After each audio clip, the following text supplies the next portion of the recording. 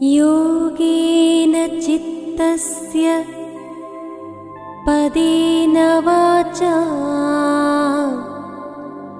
मलं शरीरस्य च वैद्यकेन योपाकरोत्तमं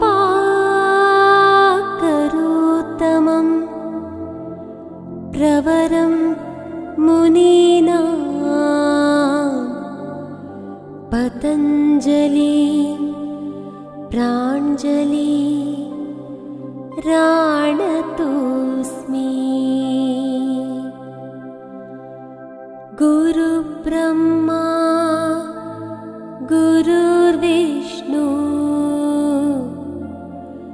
गुरुदेवो महेश्वरः गुरुसाक्षात्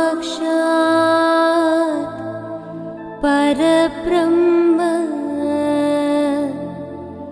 तस्मै श्री गुरवे नमः।